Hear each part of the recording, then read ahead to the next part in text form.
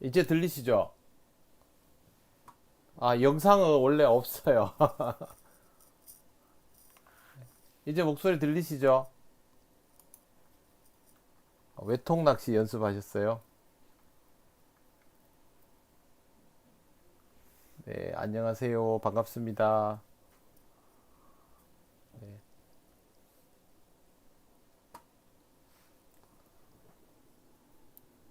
성함은 다 못 불러드리고 그냥 전체로 우선 인사드릴게요. 외통 낚시 대류 좀 있는 곳에서 하셨나 보네요.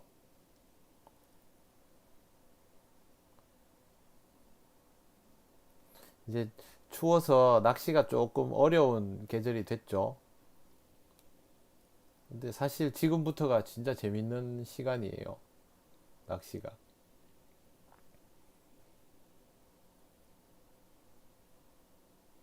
구척 15척 소이포님.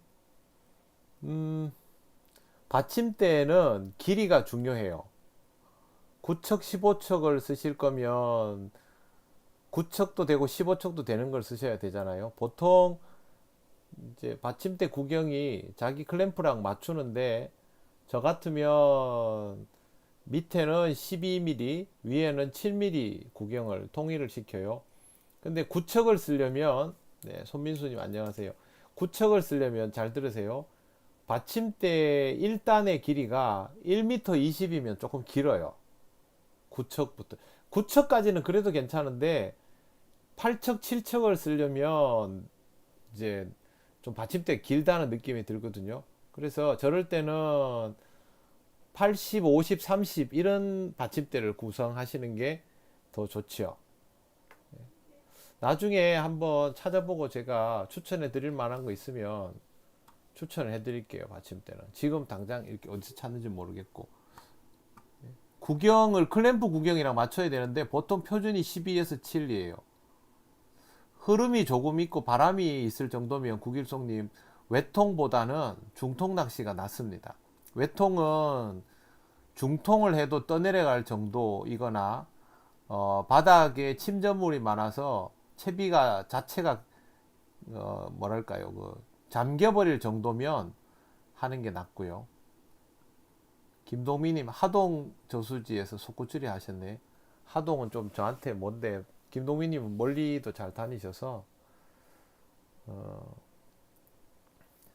사하님 낚시하고 처음 마주하는 겨울요. 겨울 낚시 정말 재밌습니다. 소이포님은 조금 기다려 주세요. 제가 시간을 내서 받침대 한번 리스트를 한번 뽑아 보든지 할게요.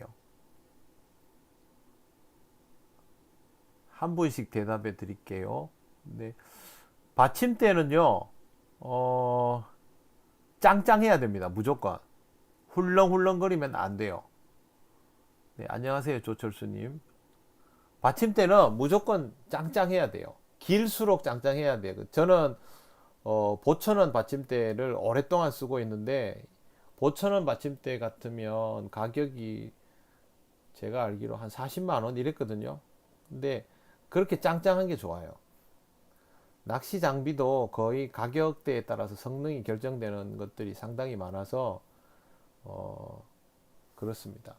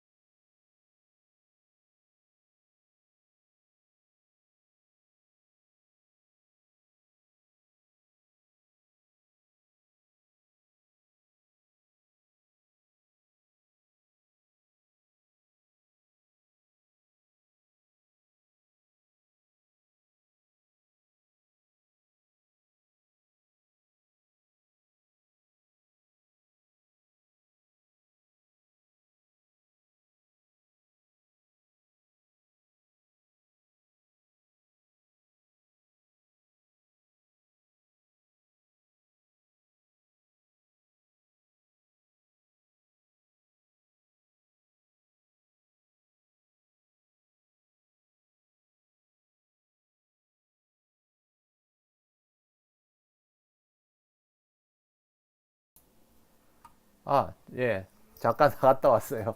무슨 일이 있어서. 외통하고 중통 차이는, 중통은 원줄을 봉돌이 통과하는 거고요. 외통은 원줄 밖에 고리가 달려가지고 그 채비를 고정시키는 거예요. 받침, 예, 그렇게 이해하시면 되고, 소이포님 받침대는요, 단청용, 장청용으로 구별해서 쓰는 게 좋아요. 그게 한계가 있어요. 아무래도. 네. 그래서 단청용은 방금 말씀드린 것처럼 하고, 장척은 제가 보기에는 가격대가 좀 있는 걸로, 아주 두꺼운 걸로 사시는 게 좋습니다. 그리고 아까 초이길이 질문하셨는데, 지금 자꾸 이게 채팅창이 쭉 내려와서, 초이길이에서 윗바늘, 아랫바늘, 짧은 목줄지 움직임. 목줄이 짧고 길고에 따라서 지 움직임이 다른 게 아니고 고기가 어떻게 반응하느냐에 따라서 지 움직임이 달라져요, 별태님. 그러니까 목줄의 길이는 절대적인 건 없거든요. 고기의 집어 상태나 활성에 따라서 길기도 하고 짧을 수도 있는 건데, 짧은 목줄이면 강하게 나오고 긴 목줄이면 조금 부드럽게 표현이 되고, 그런 차이는 있어요. 밑 임춘호님, 미터 낚싯지와 단차 낚싯지. 미터 낚시, 지금 소리 들리죠? 잠시만요. 소리가 나갈 텐데. 아, 네. 지금은 들리죠? 네. 제가 화장실 다녀왔어요. 미터 낚싯지, 임춘호님부터 설명드릴게요. 미터 낚시용 찌들은 일반 양단고용이 있고 우동 세트용이 있어요. 우동 세트용은 아무래도 겨울철에 쓰니까 톱의 길이가 짧아지고 마디가 좁아지고 또 톱의 구경도 가늘어지게 쓰는 경우가 있어요. 근데 여름에 양단고 쓸 때는 길게 나오죠. 톱을 길게 해서 구사하지만 겨울에는 찌가 굉장히 작아집니다. 편납량이 1cm 이하로 줄어듭니다. 그런 데 따른 차이는 있지. 근데 크게 구별되는 거 없어요. 부력에 따라서 달라지는 거지. 겨울에 쓰는 찌는 그 정도 차이만 있지 큰 차이는 없습니다. 그 다음에 노랑 잠자리님, 계곡지 노지에서 오늘 낚시했는데 어제는 고기가 안 나왔는데 오늘은, 어제는 고기 나왔는데 오늘은 입질 한번 못 보고 왔는데, 예, 수온 차이인가요? 수온 차일 수도 있고요. 배수가 진행될 수도 있고 그렇습니다. 계곡지는 노랑 잠자리님 경험하신 것처럼 이래요. 저는 일주일에 한 번씩 출조를 하는데 지난주에 엄청 많이 잡았는데 이번 주에 똑같은 자리 가서 똑같이 해도 안 나와요. 고기가 어떤 이유에 의해서인지 거리를 두고 들어가 버리면 계곡지는 방법이 없어요. 그래서 저는 저런 상황이 되면 척수를 무조건 늘리거든요. 네. 그러면 척수를 늘리면 나오는 경우들이 있는데 더 들어가 버리면 방법 없어요. 네. 목줄 길이가 아니고 윗목줄. 아니, 양단고에서는 윗목줄, 아랫목줄에 대한 차이가 있을 게 없어요. 조이 길이는. 조이 길이는 아랫바늘을 붙여야 하는 상황이 올 때도 가끔 있지만, 별태님, 기본적으로 바닥에서 살짝 뜨는 형태를 많이 구사하기 때문에, 윗목줄, 아랫목줄이라고 해서 다를 거 없어요. 왜? 초이 길이는요, 양단고로 거의 구사가 돼요. 아니면 단고 글루텐으로 구사가 되니까 목줄은 거의 같이 움직인다고 보셔야 됩니다. 그래서 아랫목줄이라고 다를 게 따로 없습니다. 다른 의미였으면 다시 질문해 주시고요. 조철수님, 내림지 한 세트 추천. 어, 제가 하는 거는 일단 내림 낚시는 아니에요. 바닥에 붙여도 속꽃질이인데 제 영상에 설명들이 많이 있으니까 한번 참고하시고, 찌에 관련된 것들도 소개를 다 해뒀어요. 그래서 영상들 중에 찌에 관련된 것들 한번 보시면 도움이 많이 되실 거예요. 그래서 거기 보면 찌 구매 가이드가 있는데요. 일단 제가 추천해 드리는 거는 세 종류였습니다.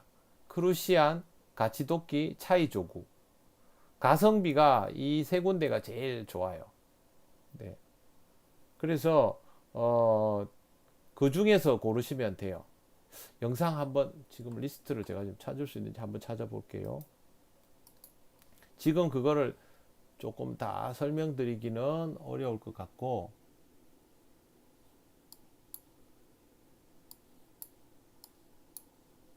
제 영상 중에 찌 소개 영상이 있으니까요.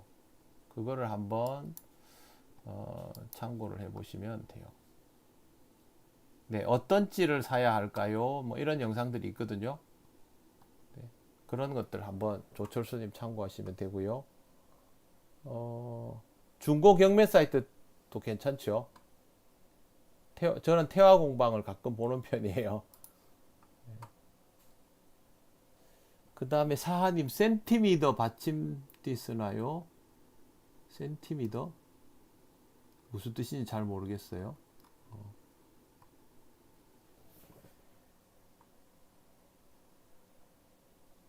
네, 이제 잘 들리시죠? 일본 경매 대행 사이트도 괜찮은데 잘 보고 하셔야 돼요. 네, 저도 써봤거든요. 네, 케미짱님 반갑습니다.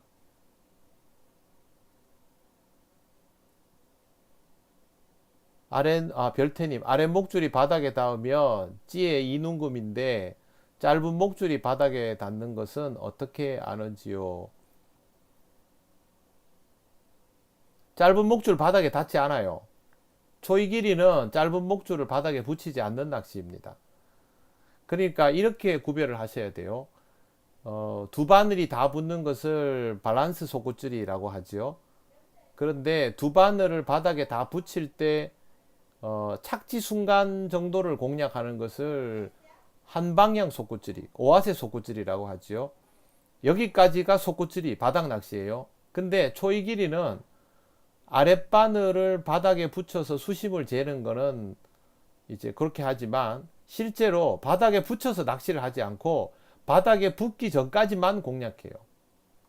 그러니까 단차가 10cm 이상인데 보통 아랫바늘이 바닥에 붙을 정도면 윗바늘은 바닥에 안 붙어요. 몽대림이 제법 돼도 윗바늘은 바닥에 거의 안 붙을 가능성이 높죠. 그리고 아랫바늘이 바닥에 붙을 정도면 톱이 침몰해 버리죠. 그렇기 때문에 윗바늘이 바닥에 닿는지 안 닿는지를 생각할 필요가 없어요. 그냥 짧은 목줄은 바닥에 닿지 않는다고 보셔야 돼요.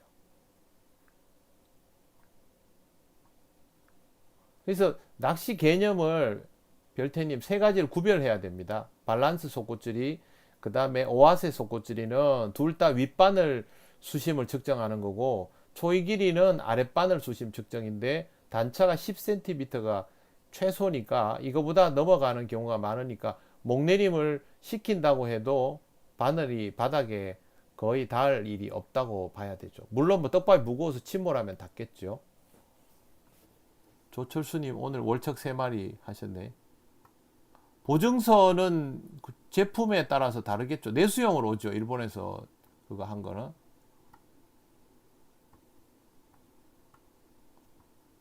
어썸통령님 감사합니다. 갑자기 깜짝이야.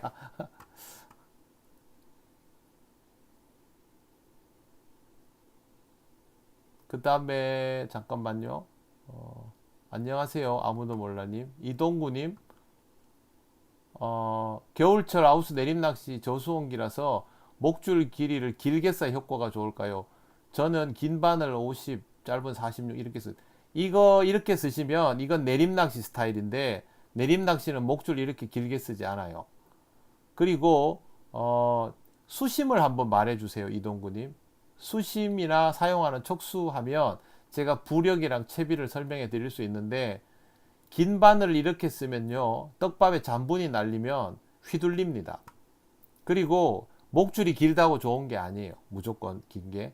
그렇기 때문에 채비를 한번 알려주셔야 돼요. 김동민님 이번 낚시는 녹조, 바람, 기온 하락 때문에 고생했습니다. 녹조가 있다면 새물이 들어오지 않고 물이 고여서 제법 오래 그렇게 있었는 것 같네요. 지금 낚시가 굉장히 어렵습니다. 전체적으로. 네, 출조하면 기본적으로 고생한다고 생각하고 해야 되죠. 그리고 네, 소이포님, 속꽃질이가 두 바늘이 바닥에 닿는 바닥 낚시. 그렇죠. 두 바늘 바닥에 붙이는 걸 속꽃질이, 밸런스 속꽃질이라고 해요. 네.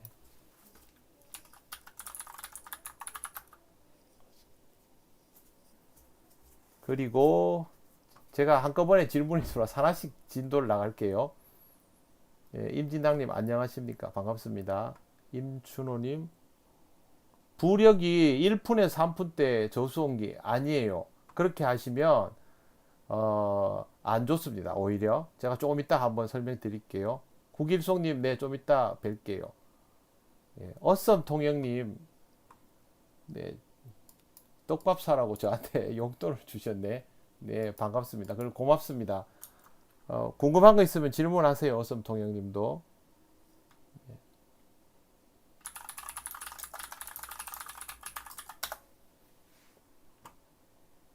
네, 용어가 굉장히 많은데 이게 아마 다른 낚시도 마찬가지일 거예요, 소이포님. 그래서 그 베스 낚시도 텍사스 리그 뭐 이런 거 복잡하잖아요. 근데 그게 다 이유가 있어요. 이 낚시도 마찬가지로 용어가 이유가 있어요. 그래서 제가 낚시 용어에 대한 영상도 올려놨으니까 한 번씩 그 영상을 보시면 헷갈리지 않을 겁니다. 이게 뭐 그렇게 외우기 어려운 게 아니에요. 금방 이해가 되실 겁니다. 네, 별태님 감사합니다. 네, 그리고 달려라 마이쭈님, 네, 감사합니다. 네, 조철수님도 한번 공부를 그렇게 해보세요. 이동구님, 수심 2m 50, 13척이면요 편남량은 4푼 정도, 4푼 정도, 5푼까지 괜찮습니다.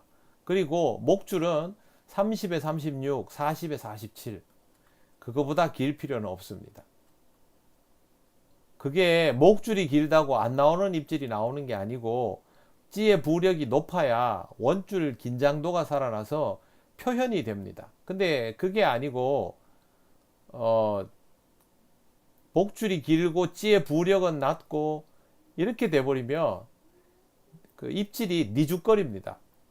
눈금 입질 나온다 그러는 거 있죠. 그거 다 지나치게 저부력이라서 그래요. 제가 겨울에 고부력으로 낚시하는 거 보여드릴게요. 이 근처에 하우스가 없지만 활성이 떨어지면 입질이 약해진다 그러는데 그렇지 않아요. 얼마든지 할 수 있습니다. 네, 사하님 다시 쳐보세요. 제가 무슨 뜻인지 잘 이해를 못해서. 네. 아무도 몰라요. 하우스에서 2m 수심 30에 33cm와 30에 36cm 중에 어떤 게 좋을까요? 30에 36이 당연히 좋죠. 30에 33이면 두 개가 바늘이 거의 붙어 있는 상태입니다. 실제로 던져보면 이 두 개의 간격이 너무 좁아서 두 바늘 낚시의 의미가 없어요. 내림 낚시를 많이 하시는데 제가 여러 번 이 내림 낚시가 가지고 있는 맹점이 있다고 우리나라 낚시 상황에서 설명을 많이 드렸는데 그 영상들을 참고하시면 네, 도움이 될 거예요. 네, 어썸 동영님 감사합니다. 저활성기 채비를 어떻게 해야 될까요? 간단하게 말씀드리면 저활성기의 바닥 낚시를 기준으로 말씀드리면 저활성기는 찌는 부력을 떨어뜨리면 안 되고요. 표준에 맞추시고 목줄은 조금 더 길어지고 바늘은 조금 더 작아질 수 있어요. 찌 부력 떨어뜨리지 마세요. 예, 그러면 오히려 낚시가 어려워집니다. 바닥에서는 고부력, 3m 수심일 때 고부력이면 저 같으면 한 5푼? 최소한 5푼 정도 씁니다. 별태님.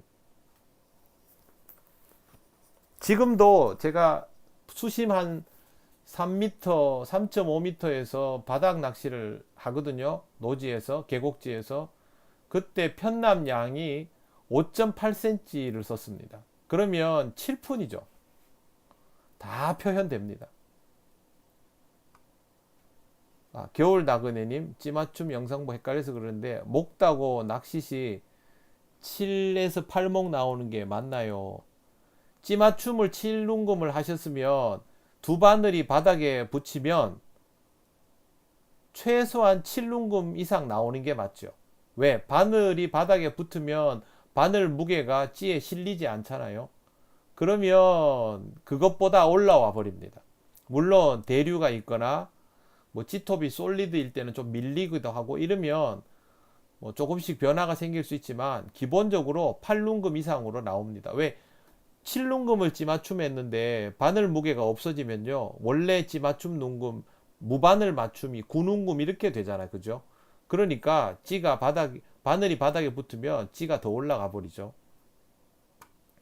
내림찌 부력 분수는 뭐 내림찌고 뭐고 없이요, 부력은 편납량으로 측정하는 게 맞는데 우리나라도 그렇고 대만도 그렇고 푼수 단위로 측정을 해서 그런데, 지금 제가 구사하는 속꽃줄이 낚시, 중층 낚시는 푼수로 하지 않고 편납의 너비로 합니다. 0.25mm 표준 너비로. 그게 편납량 측정하기 더 쉽거든요. 그래서 할 거면 0.25mm 편납 기준으로 몇 센티미터 이렇게 측정하는 게 저는 더 쉽다고 봐요. 저는 그동안은 항상 그렇게 했는데 여러분들이 푼수에 익숙해서 푼수로 답을 드릴 뿐이지, 저는 푼수는 그렇게 익숙하지 않아요, 사실. 아, 손민수님, 눕기 다태 속꽃질이, 네, 타 채널에 동계용 초치질 쓴다는데 동계용이 따로 있나요? 동계용이라고 하면 다른 거 없어요. 톱이 엄청 가늘어서 아마 그 밥을 잡아줄 필요가 없는 거일 거예요. 눕기라는 게 빼버린다는 거잖아요, 떡밥을. 그러면 떡밥을 잡아줄 필요가 없으니까 톱이 더 가늘어져도 되는 거죠. 근데 저는 개인적으로 그 눕기 세트나 닷대 기법은 별로 추천 안 드립니다. 그거 해야 될 낚시터면 벌써 상태가 안 좋거든요. 그거보다는 좀 더 순진한 고기들을 상대하시는 게 저는 훨씬 공부에 도움이 된다고 생각해요. 그래서 굳이 저걸 구사하려면 몰라도 뭐 시합을 뛰어야 되는 분들, 그런 분들이면 제가 뭐 눕기 세트를 하든 뭘 하든 상관이 없는데, 우리 같은 일반인들은 일반적인 낚시를 하는 게 좋습니다. 아마 눕기 닷대 속구줄이면 일반 속구줄이 찌가 1mm PC 무크나 솔리드를 쓴다면 저건 0.8이나 0.6을 쓰겠죠. 떡밥 달고 낚시할 때는 목내림이 되는데요, 두세 눈금 목내림 되죠. 그러니까 이렇게 생각하시면 돼요. 7눈금에 맞추고 두 바늘이 바닥에 붙이면 빈 바늘일 때는 8에서 8.5 정도가 나오는 게 일반적이고, 대류가 있으면 그거보단 덜 나와요. 대신에 양단고 떡밥을 달 때는 7에서 마이너스 2나 3 정도가 빠지니까 4에서 5눈금이 나올 거고, 양글루텐을 하면 1.5에서 2눈금 정도가 빠지니까 5에서 6눈금 정도가 나와요. 그렇게 이해하시면 돼요. 그리고 구척대에서 받침대를 30에서 50이 아니고 80, 50. 구척으로 80. 그 다음에 13척 정도까지는 50cm 받침대를 추가하면 되죠. 거기다가 18척이 되면 더 길어 하나를 더 추가하면 되겠죠. 근데 15에서 18을 쓴다면 그냥 1m짜리 1m나 1m 20짜리 받침대에다가 반절이 더 들어가면 되겠죠. 150 뭐 이렇게. 넓이는 보통 1.7 내외일 거예요. 1.5에서 1.7. 이게 어떤 수시면은 편납량이 얼마인가가 중요하지 않고 그냥 적정한 선이 있어서 그 안에서 내가 활성에 맞게 구사하면 돼요. 달려라 마이쭈님. 네, 그렇게 생각하시면 돼요. 한 번에 다 생각하지 마시고.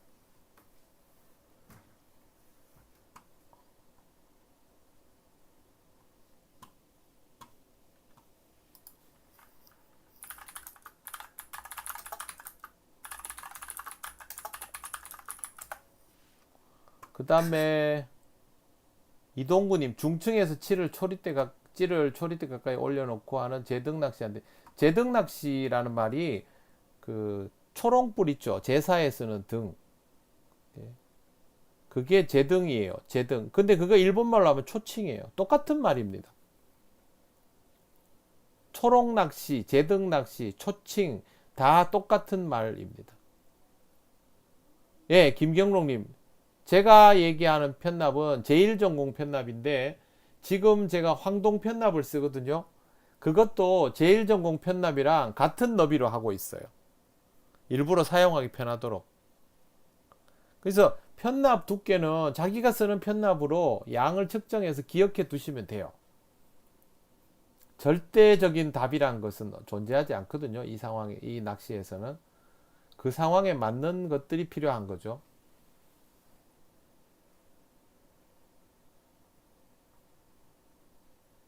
내림과 속꽃질이에 대해서 제가 몇 번 설명드려도 이거 헷갈리는 분들 많은 것 같아요. 아, 사하님 그 질문 잘 해주셨는데 일본지 상품은요 편납량이나 분수 기록이 없습니다. 왜 없냐 하면 일본 사람들이 사이즈 얘기할 때 어떻게 하냐면 몸통 길이가 얼마이다 라고 주로 해요. 보통 우리나라는 이렇게 몸통이 두꺼운 찌들을 만들죠. 근데 일본은 그 특정인들이 그렇게 만들지 대부분은 6mm, 6.5mm 정도의 몸통으로 6mm죠 보통. 네, 그렇게 찌의 구경들이 되게 비슷해요. 그래서 몸통 길이가 잘 들으세요. 그렇게 만든 이유를 저는 이렇게 추측해요. 몸통의 구경을 6에서 6.5mm 정도로 맞춰 놓으면 6.5mm 정도의 찌는 보디 길이가 15cm면 15척 수심에 대충 맞고 이런 식이에요. 그러니까 몸통의 길이의 숫자와 낚싯대 수심의 숫자를 비슷하게 맞춰 놓은 느낌이 있어요. 그럼 낚시할 때 이게 다리 재기 쉽잖아요. 부력 따로 안 재도 되잖아요. 그래서 보면 일본 찌들이 몸통이 길게 나오고 상대적으로 거기에 밸런스를 맞춰 놓은 게 많고 우리나라는 한동안 부상찌가 유행을 하면서 몸통이 짧고 굵은 소시지형 찌들이 이제 많이 나왔는데 우리는 막 잡어 많고 목내림 못 시킨다고 지나치게 고부력찌들이 나와가지고 사실은 이 찌에 대한 개념들이 엉망이 돼버린 거죠. 일본은 보디 길이, 몸통 길이 위주로 단위를 측정합니다. 소이포님, 채비할 때 편납 홀더보다 우레탄 튜브가 채비가 간결하고 집 표현도 좋고 차이가 있나요? 편납 홀더 쓰지 않아요. 우레탄 튜브를 쓰는데 우레탄 튜브가 그 목줄이 올라타거나 그런 것들이 없죠. 그래서 채비하기도 쉽고요. 그리고 이게 우레탄 튜브 7cm 정도 쓰거든요. 그러면 직진성이 더 좋아서 채비가 휘둘리는 것도 적지요. 표현력은 다 똑같아요. 표현력의 차이는 없어요. 쓰기가 편하고 목줄이 올라타는 걸 줄이고 편납 홀더는 홀더 자체에 부력이 있잖아요. 그런 이제 부력이라 무게가 있잖아요. 그래서 그렇게 하는 거죠. 그거는 별로 추천 안 해요. 우레탄 튜브가 훨씬 좋습니다. 별태님, 속꽃질이 어분당고인데 수분이 많고 약 50회 눌러서 무른 밥으로 낚시하는 것에 대해서 어떻게 생각하시나요? 요즘 시기에 50회를 누르면 점도가 많을 텐데요. 떡밥 터치는요. 여러분 떡밥 터치를 이렇게 설명을 드렸죠. 카타보소, 뭐 네바보소, 시토리보소, 야와네바 이렇게 해서 단단하고 부슬부슬하고 촉촉하고 그 다음에 촉촉하고 부슬부슬하면 시토리보소, 점도가 있고 부슬부슬하면 네바보소, 거기다 수분이 더 들어가면 야와네바 이렇게 설명을 드렸는데 이게요 사실 낚시할 때 이 순서를 밟아가는 거예요. 그래서 수분이 많은 터치로 시작하시면 안 돼요. 단단하고 부슬부슬한 걸로 시작을 해서 점점 이렇게 수분을 늘려가야 됩니다. 저는 수분 많고 50회 누른 밥은 어분은 저렇게 만지면 나중에 풀림이 없거든요. 지금 시기라도 조금 단단하게 시작해서 수분을 늘려가는 방식으로 하시기를 추천드려요. 소이포님, 우레탄 튜브 밑에 목줄을 체결하는 도래가 중층 전용 도래가 있어요.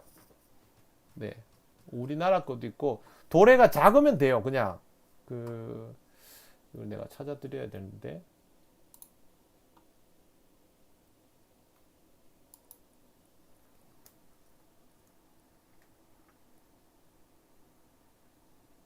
잠시만요. 제가 질문을 한번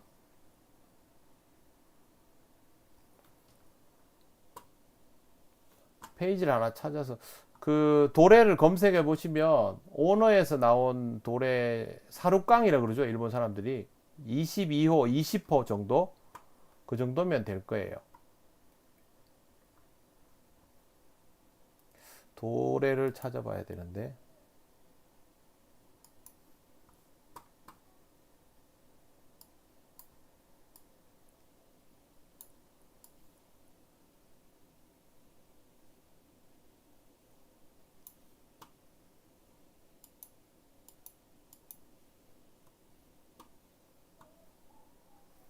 그리고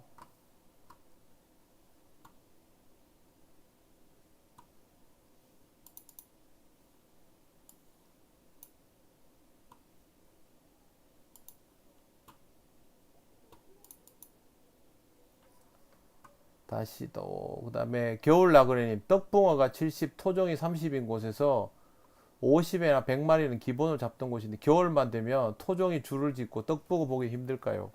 뭐 깊은 수심으로 들어가거나 할 수 있죠. 떡붕어가 토종보다 환경 변화나 먹을 거리에 되게 민감한 것 같아요. 토종이나 잉어는 좀 추워도 나오고 막 이러는데 떡붕어는 그게 수위 변화에도 아주 민감한 것 같고요. 그래서 제가 낚시하는 곳도 그래요. 잉어는 나오는데 떡붕어는 어느 순간 사라지고 갑자기 나타나고 계곡지인 것 같아요. 거기는 이런 곳은 낚싯대 길이를 탄력적으로 구사를 해야 되고 떡밥의 터치도 그렇게 해야 돼요. 자, 그리고 김태호님 속꽃줄이 낚시에 솔리드 튜브 어느 것이 표현이 좋나요? 자, 요거 제가 설명을 드릴게요. 솔리드가 예민할까요? 튜브가 예민할까요?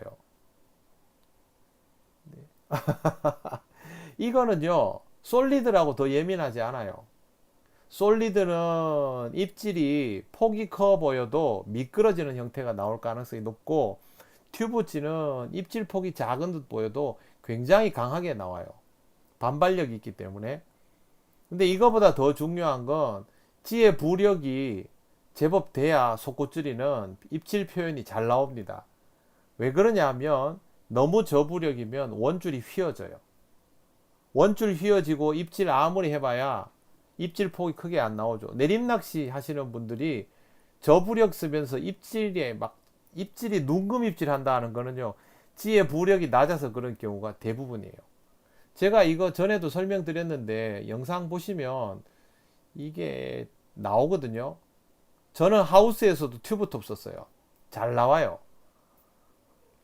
속꽃질이는 바닥 낚시는요, 부력을 표준보다 약간 더 올리세요. 그게 더 좋아요. 네, 네, 김경로님 얘기처럼 오너 22호 정도 쓰시면 딱 적당히 저거 있으면 웬만하게 다 할 수 있어요. 일본 찌에서 찌 무게가 안 나오는 이유. 아, 네. 거기 찌 몸통 길이 보시면요, 대부분 답이 나옵니다. 일본 찌는. 그래서 일본 찌는 몸통 길이로 소개를 합니다. 해나 낚시 명인들 쓴 책이 뭐 해로울 건 없겠죠, 당연히. 네. 근데 거기에서 나온 내용들이 자기 걸로 소화되려면 공부가 더 필요해요. 그냥 다 되는 건 아니고요.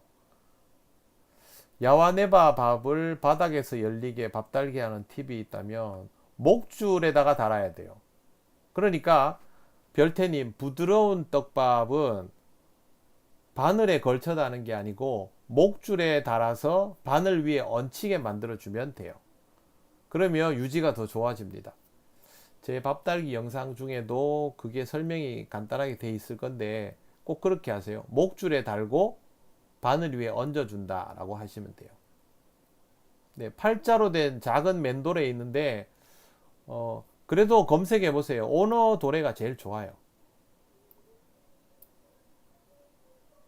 카타보소 밥은요, 별태님, 단단하고 부슬부슬한 밥인데 초반에 떡밥은 좀 많이 눌러도 물속에서 풀림이 있습니다.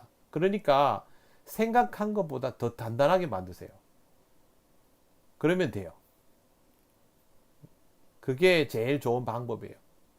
지금 투척하면 떨어진다는 말은 아직 그 모밥 형태에서 덜 눌러진 거예요. 그걸 좀 더 눌러야 돼요. 모밥 형태에서. 그걸 꼭 기억하셔야 돼요. 생각보다 더 단단하게 해야 돼요. 그거는.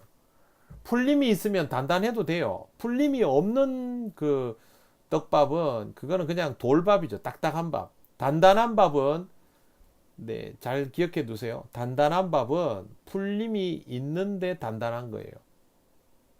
그게 카타보소예요. 녹화되고 있을 거예요, 아마. 우리 아들이 와서 확인해 봐야 되는데. 제가 지금 이렇게 라이브 하는 내용들은 우리가 그냥 이렇게 뭐 넋두리 하는 게 아니잖아요. 여러분들한테 설명을 드리는데 새 구독자들이 한 달에 뭐 몇백 명씩 이렇게 들어오기 때문에 그분들한테 제가 일일이 설명드리는 게 똑같은 설명을 매달 해요.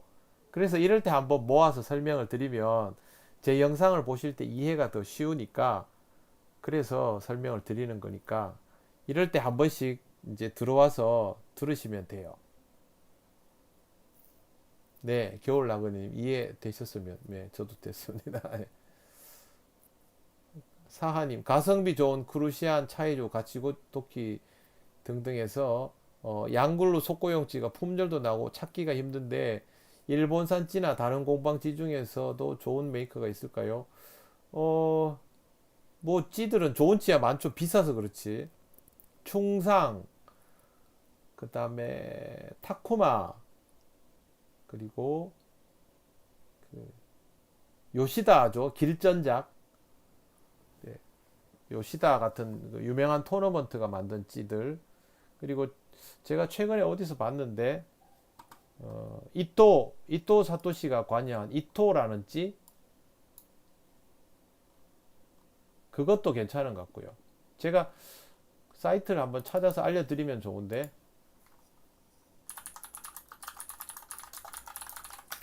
예, 그런 것들 괜찮아요. 왜 다 품절이 났지? 네, 이상수님 안녕하세요. 네, 감사합니다. 아, 홍수 패밀리님 어서 오세요. 네, 반갑습니다. 예, 초보자들의 길잡이가 되면 좋은데 쉽진 않네요.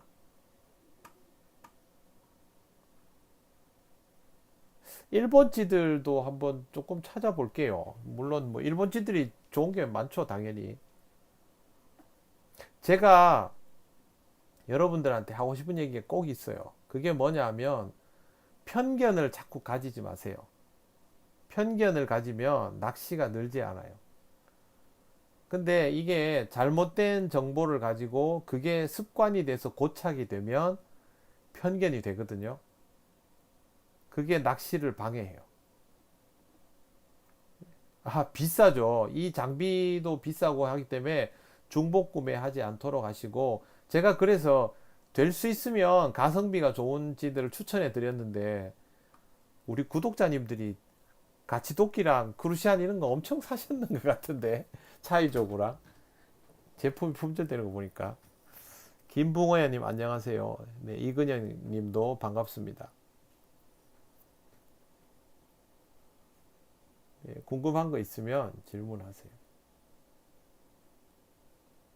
제가 봐서 우리 구독자님들의 영향이 전혀 없지는 않아요. 찌가 사라진 것들이. 예전에는 이 찌들이 다 있었거든요. 그리고 이 찌들이 지금 계절에 많이 살 찌는 아니었거든요.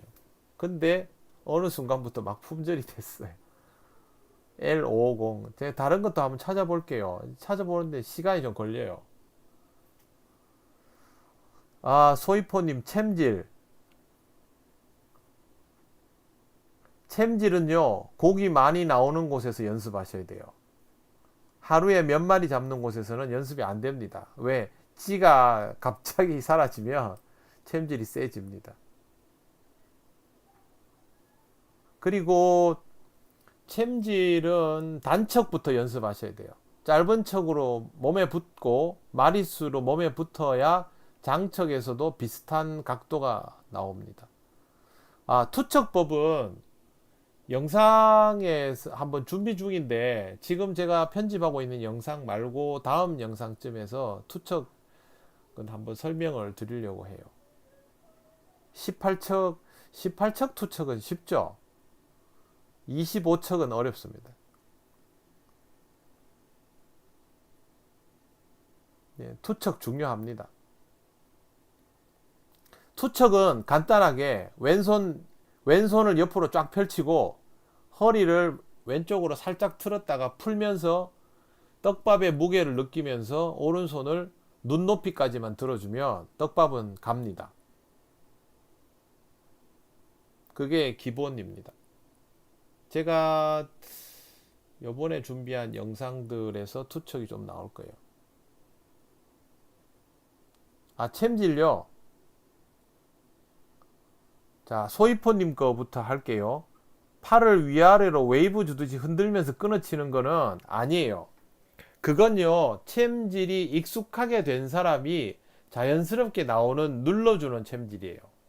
그게 아니고 소이포님이 연습해야 될 챔질은 배꼽 쪽에 낚싯대를 파지하고 있죠. 딱 잡고 있잖아요. 이 상태에서 어깨 높이까지 팔을 그냥 들세요. 그대로. 한번 다른 분들도 해보세요. 배꼽에다가 낚싯대를 딱 들고 있어요. 엄지는 하늘을 향하고 있거나 보통 그렇죠. 이 상태에서 팔을 들 때 손등이 하늘을 보도록 어깨 높이까지 펴면서 들어주세요. 배꼽에 있을 때는 팔이 굽어 있고 팔이 펼쳐질 때는 손등이 보여요. 이것만 반복하세요. 계속. 챔 입질 폭이 크건 나는 기계다 생각을 하고 이것만 하시면 돼요. 다른 거 하면 안 돼요. 이거 뭐 2단 챔질, 뭐 후리는 챔질, 옆으로 긁어주는 챔질 그런 거는 나중에 기본기가 다 붙으면 그렇게 하세요. 서기님, 단속고 아랫바늘 미끼 하드 요거 괜찮나요? 네, 하드 요거 괜찮아요. 근데 우동 미끼는요, 상황에 따라서 무거운 걸 써야 될 때도 있고 가벼운 걸 써야 될 때도 있고 그 다음에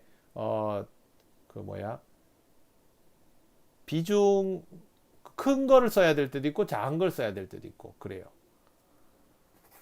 그거는 상황에 따라 다른 거예요. 겨울에 이제 낚시할 때 또 설명을 좀 드릴게요. 차기원님, 엘보가 와서 낚시가 힘든데 저는 낚시하면서 엘보 온 적은 없어요. 근데 낚시하다가 엘보 오는 분들은 팔꿈치 각도가 안 좋을 때 이런 일들이 발생하거든요. 저하고 같이 하는 분도 팔꿈치 때문에 지금 고생을 하고 있는데 테니스 엘보 아니면 골프 엘보잖아요. 그러면 각도에 문제가 있는 거예요. 팔꿈치 쪽에 하중이 잘못 실려서 그래요. 엘보 오는 분들은 팔꿈치 바로 밑에 보면 그 주먹을 꽉 쥐어 보면 팔꿈치 바로 위에 그 알처럼 올라오는 근육 있죠. 거기를 눌러서 마사지를 자주 해 주셔야 되고요. 그 다음에 고기를 잡아당길 때나 챔질을 할 때 팔꿈치를 구부리면서 하지 마시고 팔 전체를 쓰세요. 그래야 이 엘보가 안 와요. 별태님, 예, 원줄은 옆스윙, 낚싯대는 윗스윙. 맞아요. 그런 느낌이에요. 제 영상, 투척 영상, 요즘 그 헤드캠으로 투척하는 거 보면 원줄은 옆으로 날아가고 낚싯대는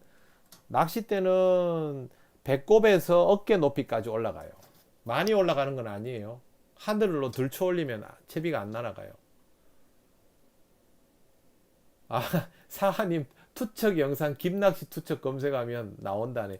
네, 맞아요. 저렇게 보시면 될 거라. 저는 안 봤는데. 찌부력 다시 한번 질문해 주세요. 서기님, 우동 낚시는 아랫바늘의 움직임이 굉장히 중요하잖아요. 그러면 이 표현을 통해서 건드림을 보면서 목줄이 긴가 짧은가, 우동이 무거운가 가벼운가를 읽어내야 돼요. 그걸 해야 우동 낚시를 할 수 있거든요. 기본적으로 우동은 하드 투, 그 다음에 일반 여곡, 그리고 그 뭐지? 여곡 중에 큰 거. 네, 그거 대림 말고 왜 더 큰 거 있잖아요. 그것도 있어야 될 거예요. 예, 손민수님 손잡이 때 들고 챔질 연습하면서 TV 보고 좋은 방법이에요. 저는 한겨울에 예전에 관리터에서 하던 낚시 기법을 노지에서 그대로 다 해요. 지난해 영상 보시면 제가 노지 소류지에서 다 하는 걸 보실 수 있어요. 겨울에 노지 낚시 합니다. 여기는 그렇게 춥지도 않고, 그리고 예전에 뭐 서울에 있을 때에도 영하 5도에 얼음 깨고 낚시하고 했는데 괜찮습니다. 그 정도는.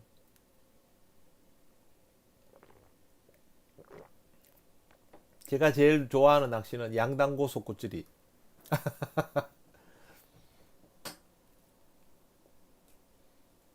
이 낚시의 출발이죠. 양단고 속구찌리.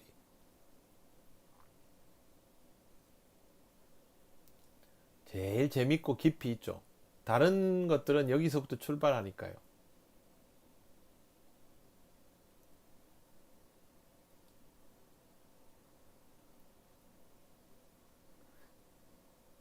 찌부력은 보풀이 TV님 등판하셨네. 부풀이 TV님은 제등 낚시 양단고 오아세 좋아하시네. 저는 저는 속꽃질이가 힘든데 재밌어요.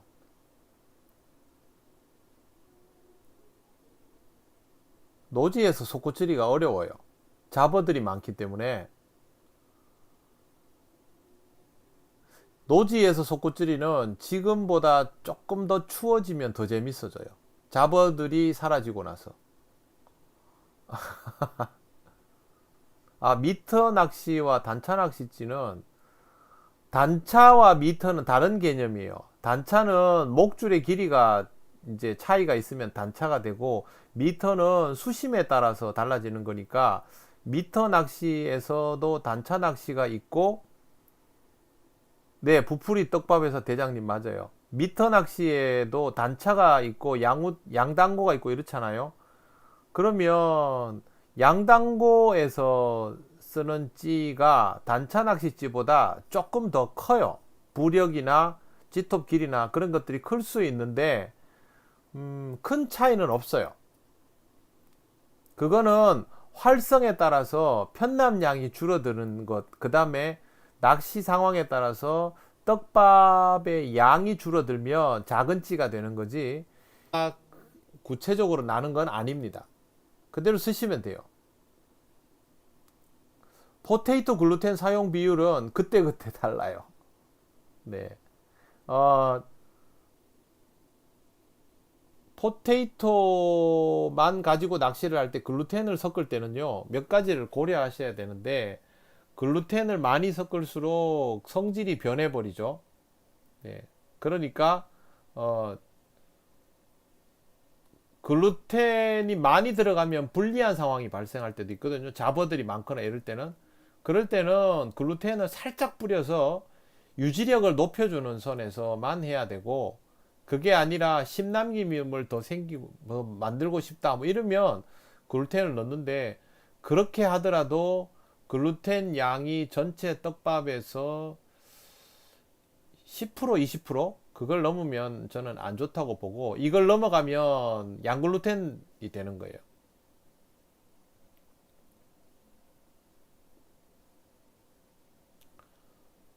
김동규님, 우레탄 튜브 쓸 때 원줄에 매듭 져서 튜브 고정하기도 하고요. 튜브 위에 스토퍼를 끼워서 고정하기도 해요. 그거는 뭐 선택의 차이죠. G톱 종류, 서기님 G톱 종류는 솔리드, 무크, 튜브인데 솔리드와 무크는 약간의 비중 차이는 있지만 성질 차이가 매우 크다라고 볼 수는 없어요. 솔리드, 무크, 튜브 세 가지. 튜브는 공기가 있고요. 솔리드, 무크는 그런 성질이 아니고 놔두면 이제 내려가는 성질이죠.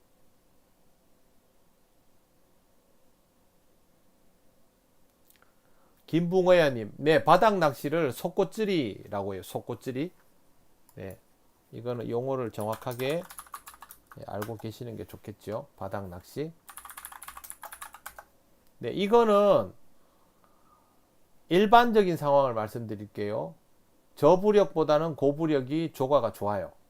해보시면 알아요. 왜 그러냐면 원줄이 팽팽하거든요. 찌의 부력이 어느 이상 유지가 되면 너무 고부력이면 뭐 역작용이 나겠지만 네. 속고가 예, 바닥 젖자 맞아요. 네. 역효과가 날 수 있지만 고부력이 좋아요. 보통 3m 수심이면 편납량은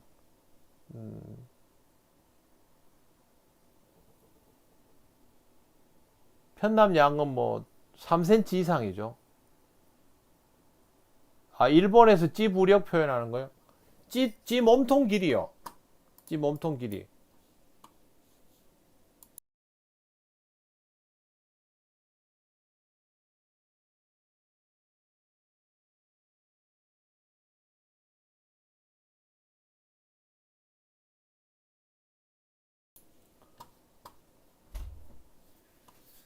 마이크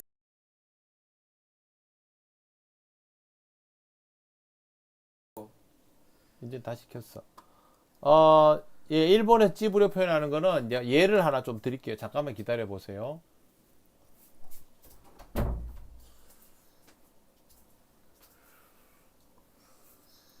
네, 그 매듭을 해놓고 이게 줄을 당길 때 조금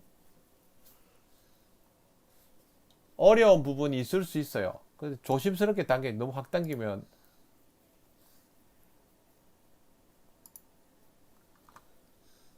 네 그대로 할게요. 여기. 띄우고잖아.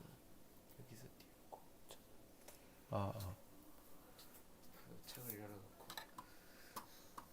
이러면 채팅창이 안 보여서 잠시만요. 제가 사파리 하나를 보여드리려고 그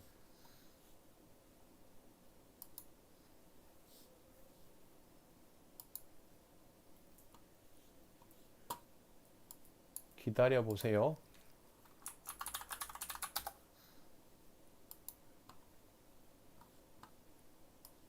일단 급한 대로 한번 찾아봤어요. 어, 이런 찌들이 있죠.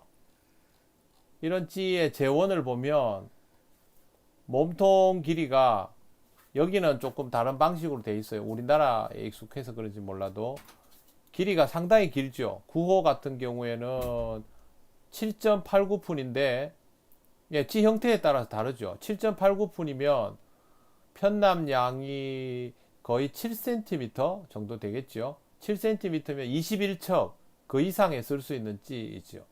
그러면 몸통 길이가 18.5면 굉장히 길죠. 거의 뭐 뼘치 가까이 올라오죠. 이런 식으로 만드는 거예요. 우리처럼 그냥 이렇게 구경과 길이가 대중 없지 않고 전체적으로 재원이 맞춰져 있어요. 우리랑은 찌 스타일이 좀 다르죠. 몸통이 상당히 길어요. 대부분. 가늘고 길다고 보시면 돼요. 우리보다. 예, 그러면 이해가 좀 쉽겠죠. 네, 보통 6mm, 이게 지금 이거는요, 우리나라에 지금 팔고 있는 크루시안찌 같은 거는 몸통 구경이 5.8인데 순부력이 상당히 괜찮은 찌인가 봐요. 근데 아마 노지에 쓰시면 이 부력이 좀 모자라지 않나 이렇게 생각할 수 있는데 이 정도일 때 15척에 15cm 쓰면 대충 맞을걸요, 노지에서. 지금 크루시안 같은 경우에도 보시면 보세요. 편납 몸통 길이가 14cm인데 5.49푼이잖아요. 그러면 이거는 편납량이 4점 매치예요. 보통 15척 정도에 쓸 수 있죠. 네, 이런 식이에요. 네, 길이가 이렇게 맞춰져 있다는 거죠. 그래서 내가 12척으로 낚시를 하려고 하는데 12척 낚시를 하려고 하는데 부력이 얼만큼이면 될까? 그러면 찌 길이가 한 11cm, 12cm 정도 되는 거 찾으면 맞는 거예요. 이런 찌들은 어쩌면 우리보다 더 쉽게 돼 있죠, 이해하기가. 네, 그러면 좀 이제 도움이 되시겠죠. 네. 이해가 되셨습니까? 네.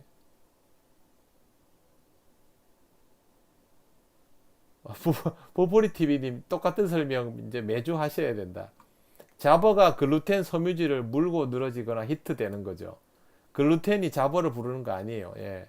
이거 사람들 오해 굉장히 많이 해요.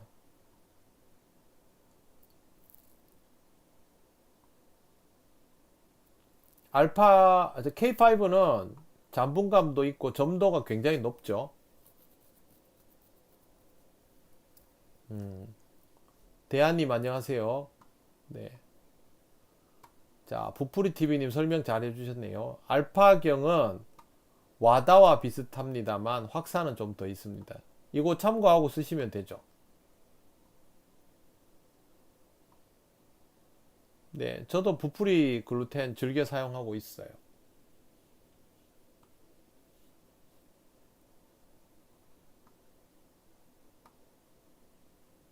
네, 사하님. 일본처럼 찌가 저렇게 길이로, 일본 찌가 다 저런 건 아니지만 보편적으로 저래요. 네. 이러면 정신건강에 좋죠. 저는 이렇게 된 찌를 쓰기도 해요. 제 찌들 중에 저런 식으로 맞춰놓은 찌들도 있거든요. 이제 지금 계절에 주로 많이 쓰는 편이에요.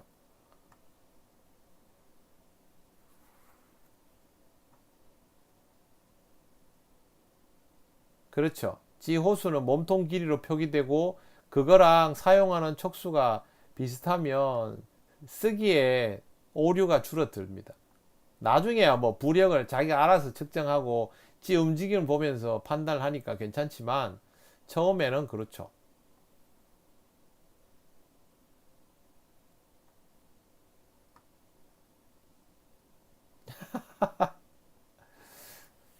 열심히 하세요, 부풀이 TV님. 수원 화성 지역에서 원성이 자자한데 매장을 따로 만드셔야 되나?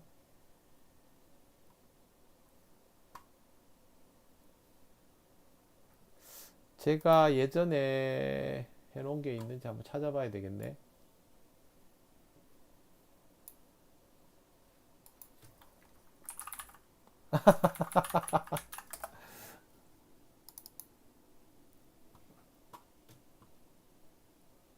이거 한번 구경시켜 드릴게요. 한번 보세요. 이게 보일래나? 네. 이거 보이시나요? 보이면 대답 한번 해주세요.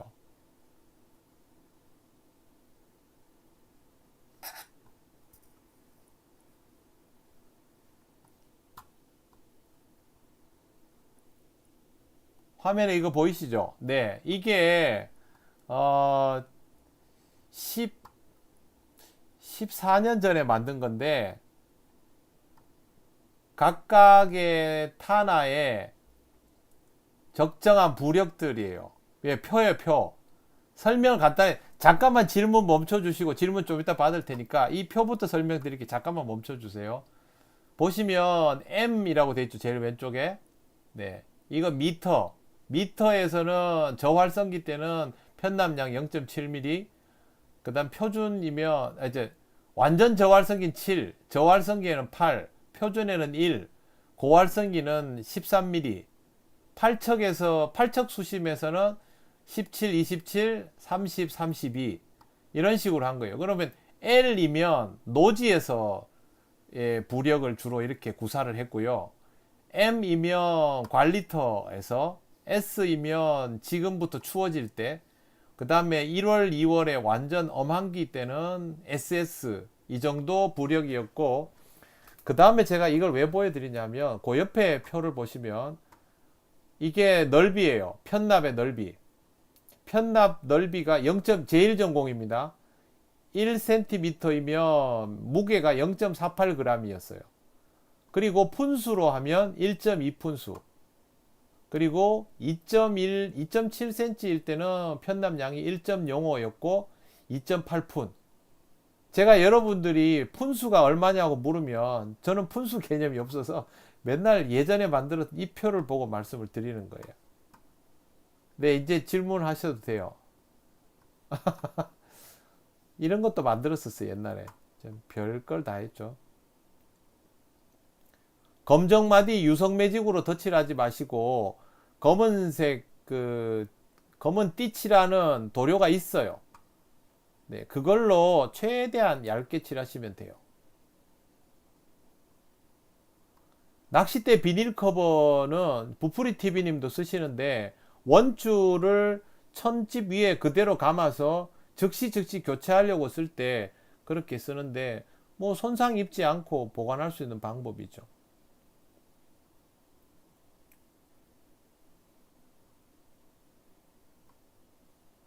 네, 부풀이 TV님이 비닐 저한테도 소개시켜 주셨어요.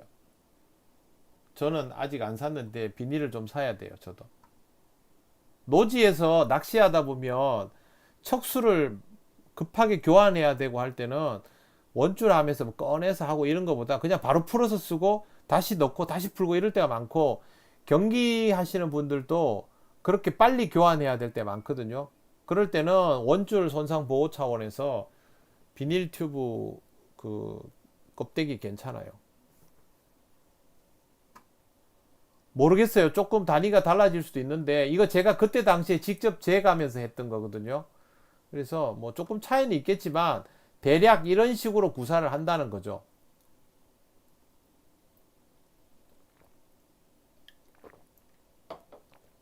이건 옛날에 막지 많이 만들고 이러던 시절에 이런 단위가 너무 없어가지고, 네, 제가 만들면서 다른 분들한테 이 정도면 기준에서 벗어나지 않습니다 라고 소개해 드리는 거예요.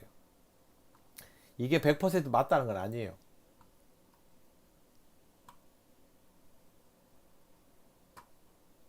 참 낚시 피곤하게 하죠. 네. 그렇죠. 모서리.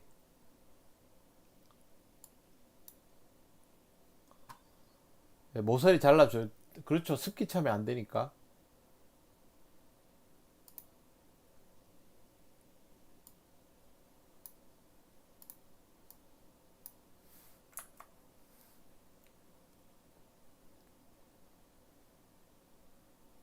검정마디 조금 넓은 건 좋죠.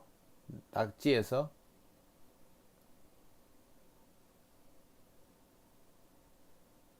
습기가 문제가 될 수 있어요. 그래서 낚싯대를 깨끗이 닦고, 낚싯대에 접어 넣을 때 막 닦아서 대충 넣지 마시고 잠깐만 이렇게 낚싯대 다 닦잖아요. 닦아서 잠깐만 놔둬도 금방 말라요.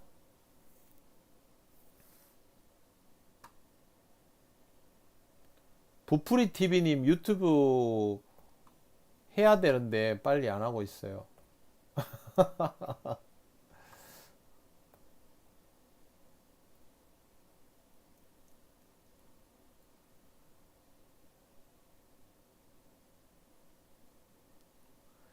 여러분 거기 저활성기 되니까 그런 거 걱정 많이 하시더라고요. 어, 입질 표현이 안 되면 어떻게 하나? 네, 그거 걱정하지 마시고 다른 과정들을 충실하게 하면 고기만 들어오면 입질은 나와요. 그러니까 절대 걱정하지 마세요. 네, 조영숙님, 아까 질문하셨는데 이거 제가 댓글 달아드렸는데, 자연지에서 18촉으로 세트하는데 대류도 심하고 바람도 심하고 탄화 형성이 잘 안 될 때 이거 굉장히 복잡해져요. 왜 그러냐 하면 대류가 심하고 바람이 심하면요, 대류가 심하면 목내림 폭도 잘 표현이 안 되거든요. 그러면 투척할 때부터 목내림 폭도 잘 나오게 해주고 초리대의 여유도 줘야 되고 구간 설정도 해야 되고, 그런데 이게 바람 불 때는 하기가 어렵잖아요. 탄화 형성이 잘 안 되잖아요. 그래서 이척수 그대로 할 때는 그냥 이런 것들을 감수하고 하는 수밖에 없어요. 그리고 척수를 줄이는 게 좋고요. 어렵습니다. 노지에서 18척으로 우동 세트, 긴 목줄 이런 거 하면 절대 구사가 쉽지 않습니다. 고기가 뭐 잘 붙어주면 좋겠지만 물속에서 채비가 계속 흐를 정도가 되면 떡밥에 집어를 해도 계속 이게 무슨 바다 조류 타듯이 타고 나가버리잖아요. 예. 보세요. 부풀이 TV님 같은 경우에도 4시간 동안 바람 맞고 한 마리 잡았대잖아요. 이렇게 돼버리는 거예요. 그래서 바람이 불 때는 긴 척수의 낚싯대와 이런 뭐 대류가 심할 때도 긴 목줄을 구사하고 이런 것들을 최소화 시키는 게 좋아요. 고생을 많이 합니다. 별태님, 왕골 로지에서 사용할 속꼬줄이 떡밥. 왕골은 제가 보기에 다른 곳보다 활성이 보통 한 단계씩 떨어지거든요. 그러면 지금은 단고 글루텐 세트를 하시거나 해야죠. 조금 더 추워지면 단차 속꼬줄이를 해야 되는데 저는 뭐 보통 지금 같으면 에코 스페셜에다가 그 GD 해가지고 달거나 아랫바늘에는 K5 그렇게 해서 해요. 사하님, 헤라 낚시는 물살이 센 강에선 잘 안 하나요? 러시아 같은 곳에서 찌낚시를 물에 1m쯤 흘려보내시고 하더라고요. 물살이 세도 할 수 있어요. 그런데 제가 다음 영상에서 조금 보여드릴 텐데 대류가 있을 때 낚시를 하면 대류를 타는 걸 의식하면서 낚시를 하는 거죠. 그게 아니면 바닥에 중통 낚시를 해야 되고 투척법이 달라지는 거죠. 네. 조금 미리 투척해서 회수할 때까지 이 구간 전체를 사용하는 거죠. 합니다. 네, 하기는. 입질 한번 고기 한 마리 100%의 성공률. 부풀이TV님. 두메지는 지금 계절부터는 더 힘들어요. 바람이 부니까. 춥고. 관리터에서 연습하세요. 지금부터는. 그리고 낚시가 정교해져야 되는 계절이잖아요. 그래서 생노지에서 연습하는 거는 쉽지 않고 저도 점점 추워지면 이 날씨 변화에 영향을 받지 않는 소류지로 옮깁니다. 겨울에는. 이 넓은 저수지에서는 낚시 못 합니다. 고기도 안 붙지만. 김동규님 질문 부탁할게요. 입문자인데 아무 유래터에서나 내림하면 안 되나요? 올림이나 내림이나 바닥에 있는 건데 왜 올림석 내림석 나누는 건지 궁금합니다. 근데 그분들이 잘 몰라서 그래요. 내림, 저는 속꼬찌리니까 내림이라는 표현을 안 쓸게요. 그 바닥 낚시 속꼬찌리를 하는 분들이 올림에게 피해를 준다고 생각을 하는데 그게 아니고 속꼬찌리 하는 분들이 너무 잘 잡으니까 집어에서 그 올림 낚시 하는 분들이 이길 수가 없거든요. 그렇기 때문에 같이 붙여 놓으면 올림 낚시꾼들은 꽝을 쳐요. 그러면 손님이 안 오겠죠. 그래서 떼놓는 거예요. 그러니까 뭐 하지 말라는 데서는 안 해야 되겠죠. 손마터 가시면 됩니다. 소이포님. 아, 노지 운영 안 하면 그 옆에 있는 하우스로 들어가나 보죠. 하우스 가셔도 됩니다. 거기 하우스 예전에 밝았던 걸로 기억하는, 저는 하우스에는 왕골 하우스에 한 번도 안 들어갔거든요. 계속 노지에서 했는데 낚시는 컨디션 좋은 데 가서 하시는 게 좋습니다.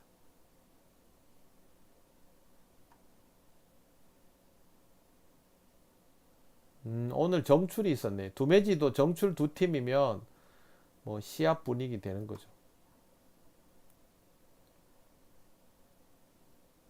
네, 왕골 하우스 들어가는 거 맞네요. 긴 목줄에 먹이에 긴장감을 줄 수 있는 방법은 그건 저거죠. 목줄 바늘 무게를 조금 더 하는 것도 방법이 되지만